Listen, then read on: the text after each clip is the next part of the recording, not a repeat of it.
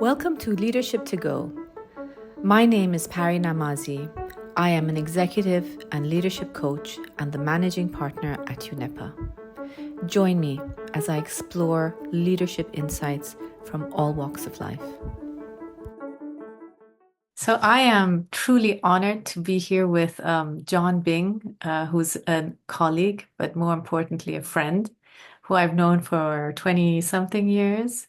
And I love the story of how John and I met. I'm going to share that and a little biography of John's life. Before I do, I'm Pari Namazie. This is Leadership to Go.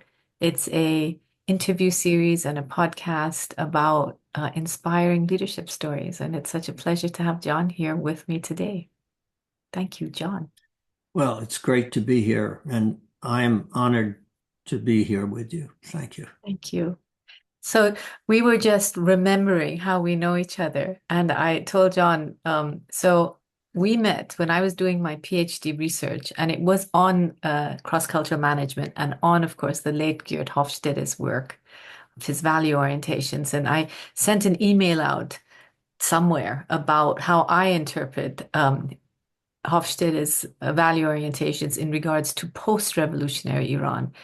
And John replied to this email, and we started this long email discussion about culture and nationality and identity and values. And there's so many stories over there that maybe I don't have time to share here. But that started a very long friendship together. And I remember we met in London one year at that time, the ITAP International, your company, you had a meeting with all the associates, your global associates, and I was invited to one meeting. And while we never managed to work together for reasons outside of our control, we continued being friends and continued a lovely, lovely friendship. And here we are today. And John has had an amazing career in life, which he's going to share with us, starting with a bachelor's at Harvard University, finishing his PhD at University of Massachusetts in international education. You worked at the Peace Corps. You were very active in Afghanistan. I remember probably day one that we met, you started throwing at me um, some Dari words and statements, and I was like, "Oh, how is this American speaking Farsi and Dari to me?" It was very cool. And of course, not only the Peace Corps, then I know you from ITAP International, your company that you and Cass, your wife, led for many, many years till retirement, until, well, retirement. And so, what I'd love to ask you is a little bit about the journey of your life.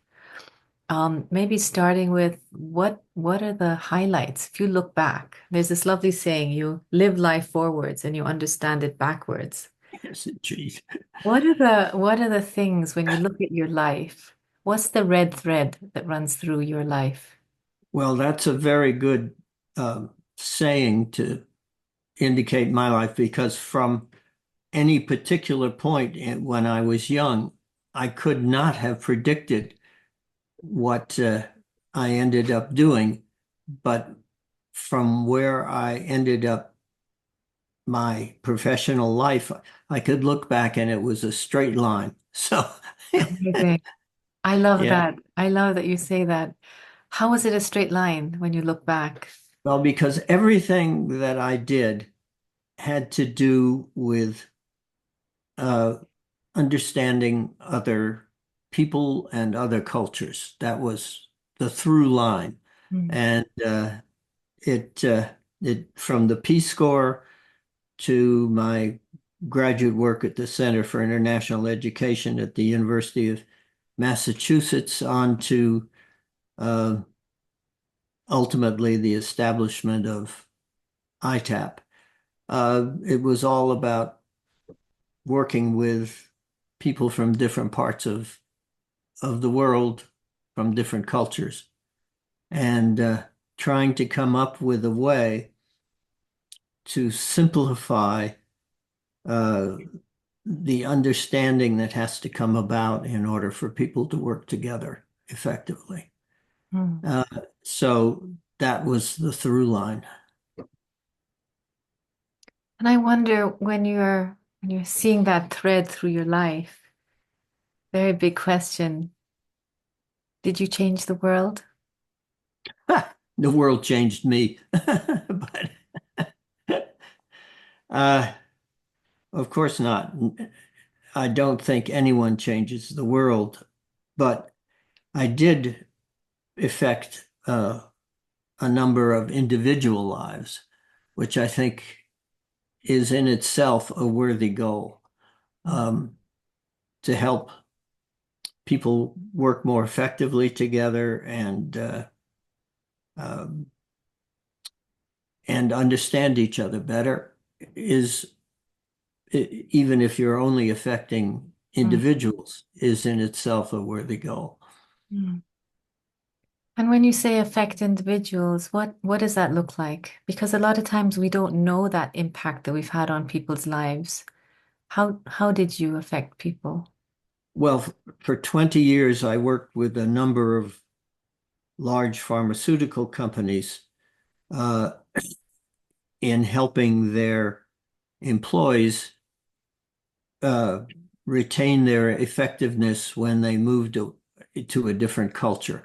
So I must have worked with, I would guess, I don't know, maybe 5 to 10,000 individual scientists, engineers, and other professionals as they traveled both mentally and physically uh, to other cultures and helping them process. Uh, at that time I called it putting on different lenses so you can see a culture and understand it rather than through your own lenses, which would actually distort what you're seeing. Mm. So working with all these individual people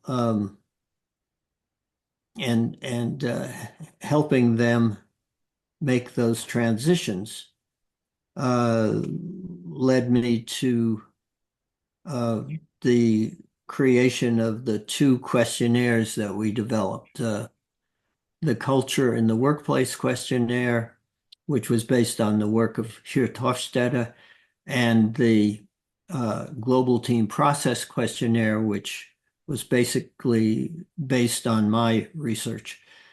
And these two questionnaires helped uh, help people with those lenses that I was talking about. Mm.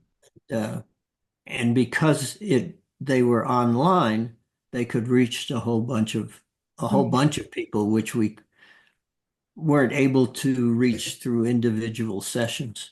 Mm. And why is culture so important to you, John?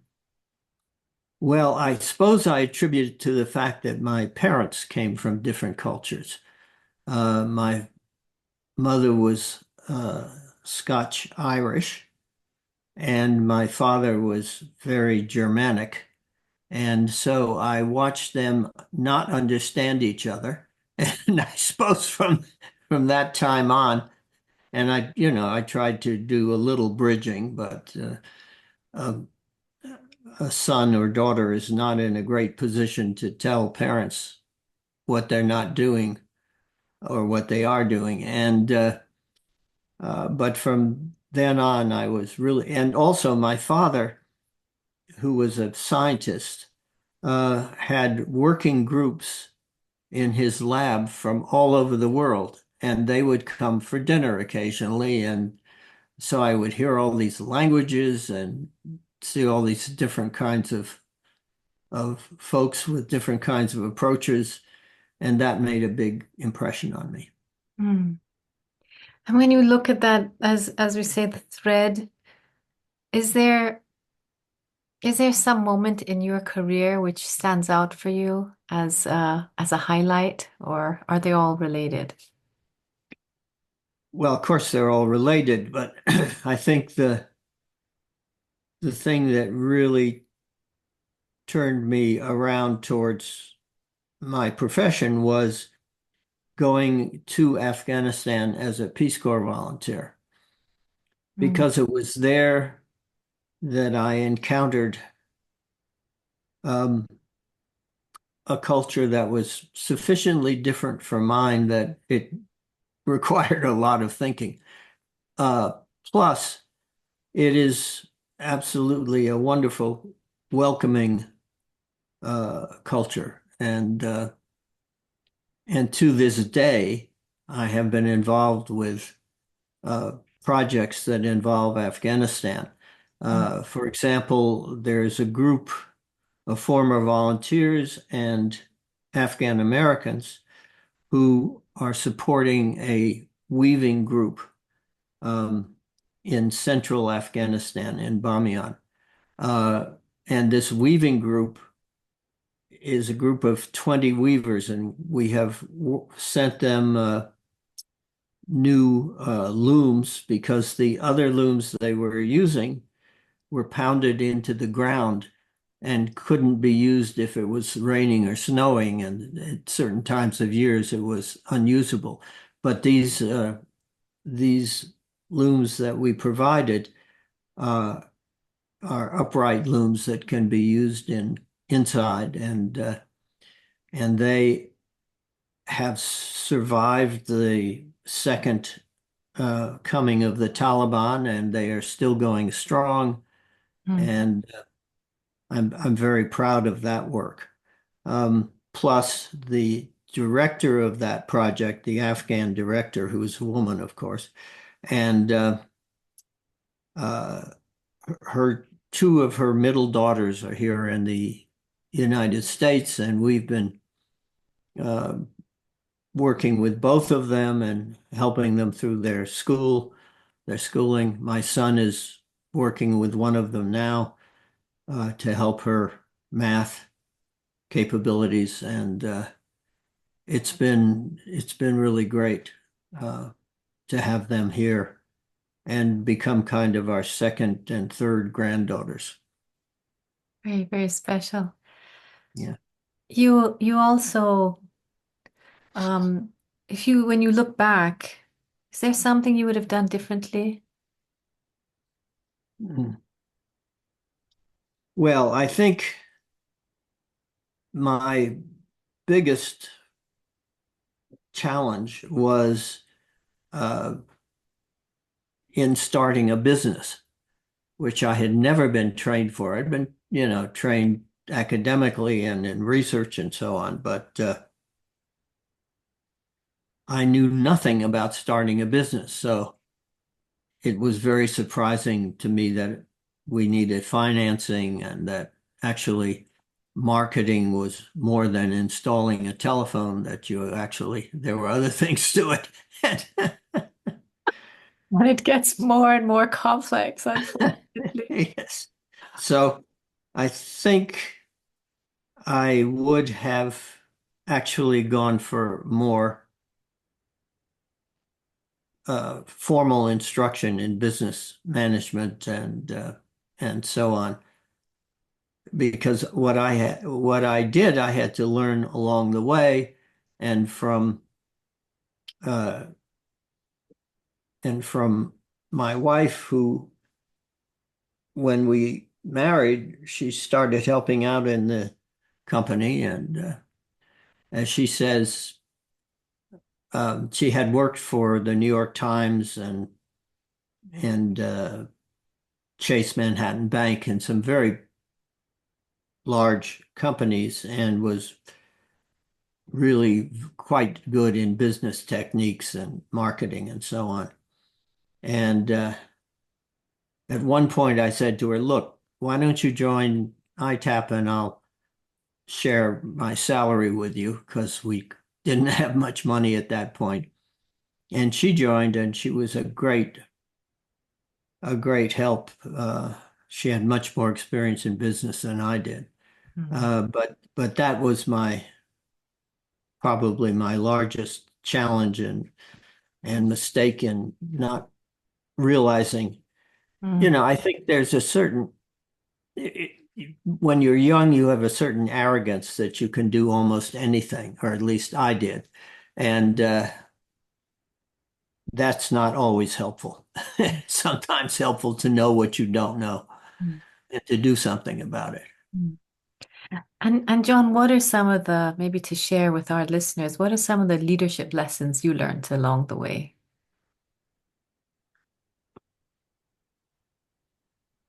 Well, you have to understand and respect the talent of the people that you work with. Because if you don't, you're losing an enormous resource. Mm. Um, and to foster their development, it's Mm. absolutely critical.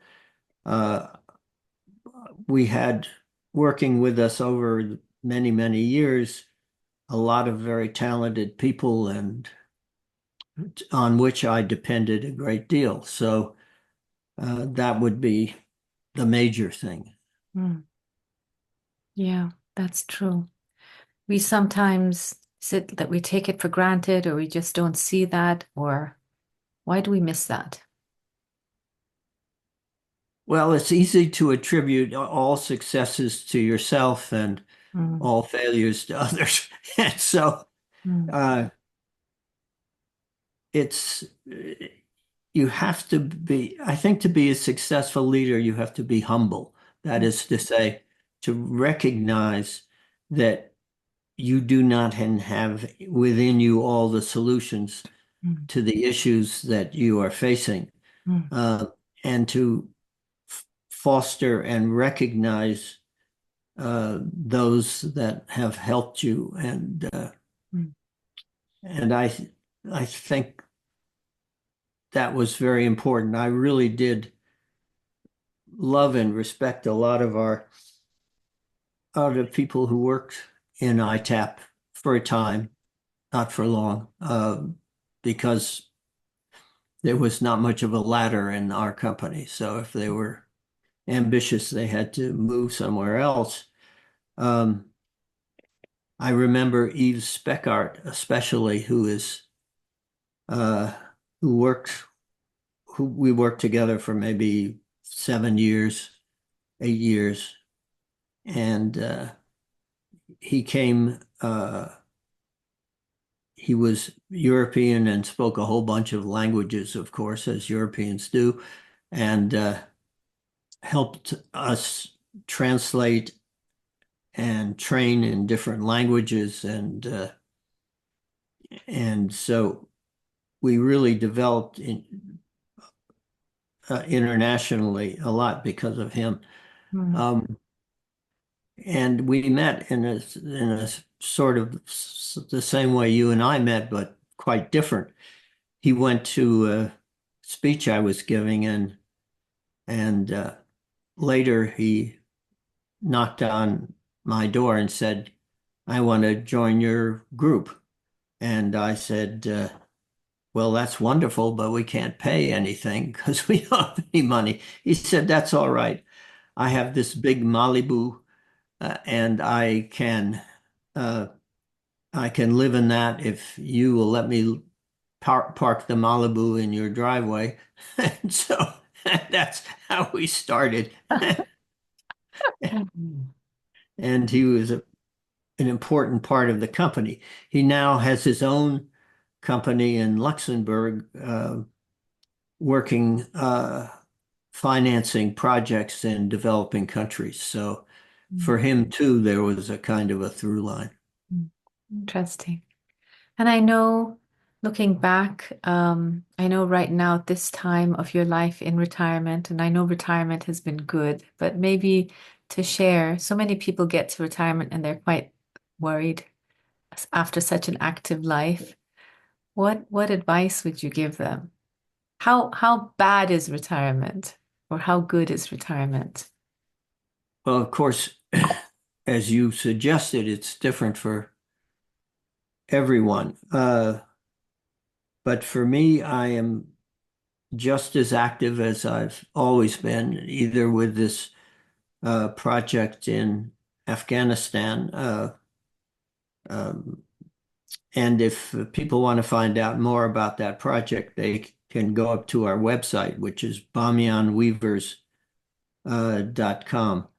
And and read about it. So I'm still active in that, and have made so many new friends here in New Mexico.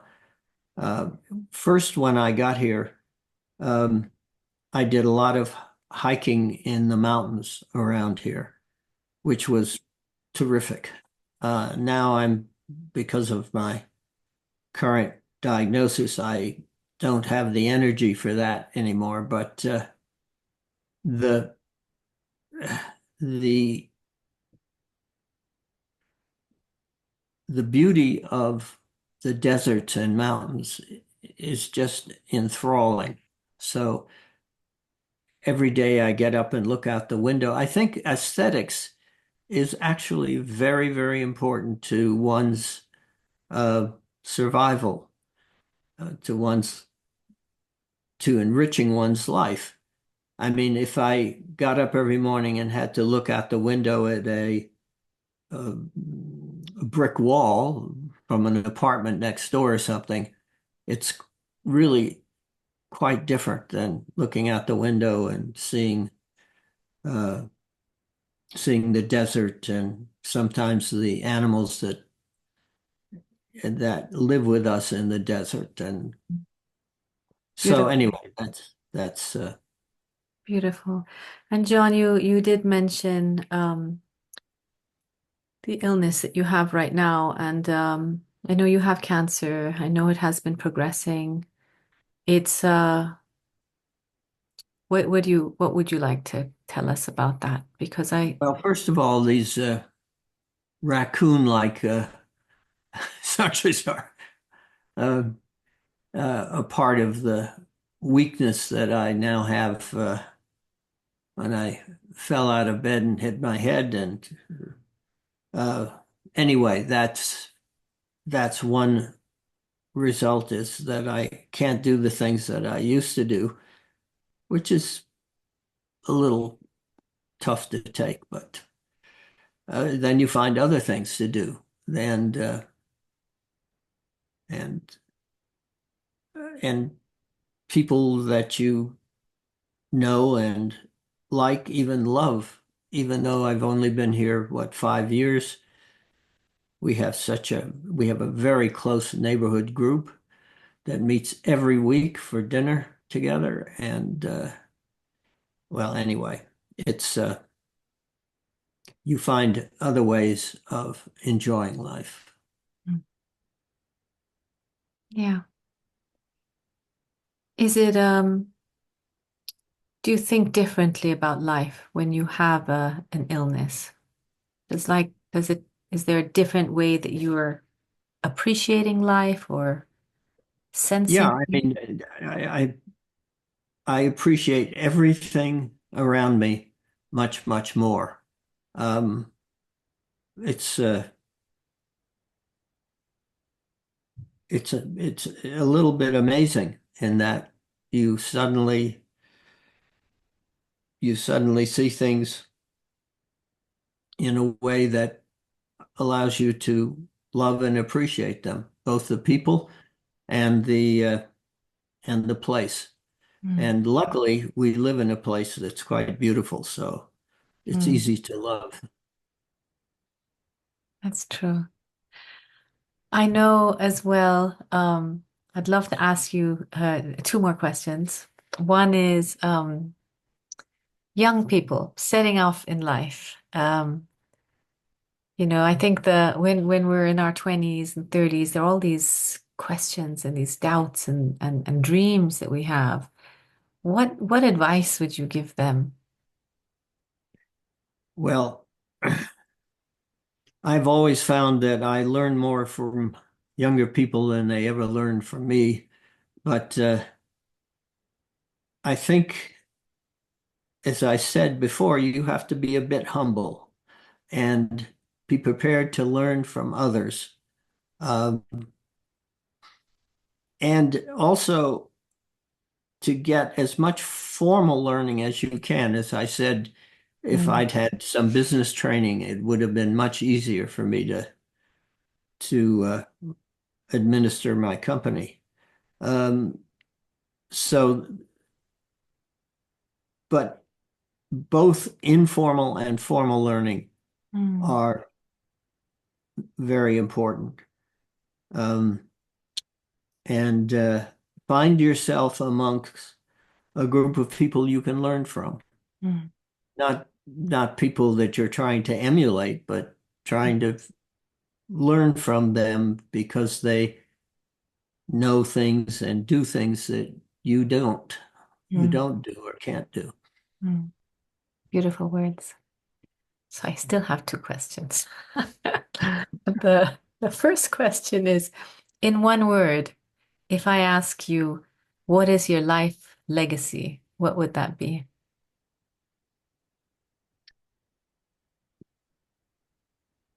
Learning. Mm. That's so true. That is so you, John. Yes, always learning. Shall I ask you my final question? Okay, final question is I know that you are also a poet, and I know Mm. you've written a book of poetry. And off the top of your head, if you could recite a short poem, and I know I didn't ask you to prepare this in advance, but if there's anything that comes to your mind as a few words in the form of a poem or anything, what Well, would let me grab my book here. you have it handy? I'm glad you do. Called Time Signatures. And I'm going to add all of these things in our comments. So the Bamiyan Weavers, your book, I'll add that so people will know how to find them and reach out. that'd be great. Mm, Uh, there is one poem in here. The, this is kind of an autobiographical um, book. It got poems about Afghanistan, about borders, of which, of course, my world was about. Um, some poems about family uh, and about the desert, which um, which I just are beginning to know about.